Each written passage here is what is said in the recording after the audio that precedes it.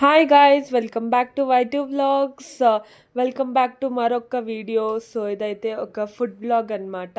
So మా mummy అయితే potato cheese omelette అయితే ఈరోజు మాకు చేసి ఇచ్చినింది. టేస్ట్ అయితే సూపర్గా ఉన్నింది. ఇంకా దీన్ని ఎలా చేయడం అని మీకు కూడా చూపిస్తామని ఒక వ్లాగ్ అనమాట. సో మా చెల్లికి అయితే ఆమ్లెట్ ఇష్టం అవ్వదు, బట్ ఇదైతే చాలా బాగుంది గైస్. సో ఎలా చేయడమో చూస్తాం రండి. ఫస్ట్ అయితే పొటాటోని స్లైసెస్గా కట్ చేసుకొని ఒక పెన్నం మీద వేసుకోండి. కొంచెం చాలా పొటాటో ఎత్తుకోండి, మేమైతే కొంచెం లిమిటెడ్గా ఎత్తుకోంటిమి. సో ఒక 1 మినిట్ అలాగే దాని మీద వదిలేయండి గైస్, ఆ పెన్నం మీద.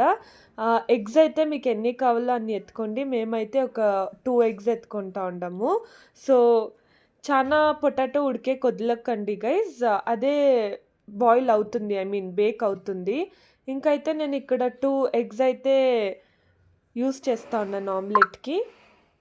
బాగా స్ప్రెడ్ చేసుకోండి గైజ్ ఈవెన్గా. ఇంకైతే మీకు తగ్గినట్ల దీనికి మసాలా అయితే వేసుకోండి.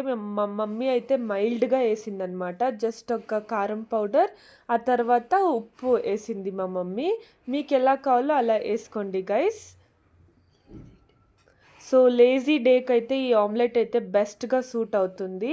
ఇంకైతే చీజ్ అనమాట, మొజరెల్లా చీజ్ ప్రిఫరబుల్, లేదంటే వేరే కూడా వేసుకోండి, బట్ మొజరెల్లా చీజ్ ఉంటే చాలా బాగుంటుంది గైస్.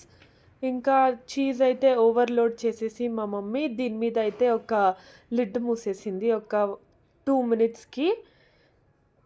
సో బేక్ అయ్యే టైంలో స్మెల్ అయితే చాలా బాగుంది గైస్. ఇప్పుడు బేక్ అయిన తర్వాత ఇలా ఉంది అనమాట. దీన్ని ఫ్లిప్ చేయకండి, జస్ట్ అలాగే బేక్ అవ్వడానికి వదిలేయండి గైస్. ఇప్పుడైతే ప్లేట్లో వేసుకొని మస్తుగా తినడానికి రెడీ అయిపోయాము. సో గైస్ ఇలా ఉన్నింది ఆమ్లెట్. సో అంతే గైస్, బాయ్ ఎవ్రీవన్.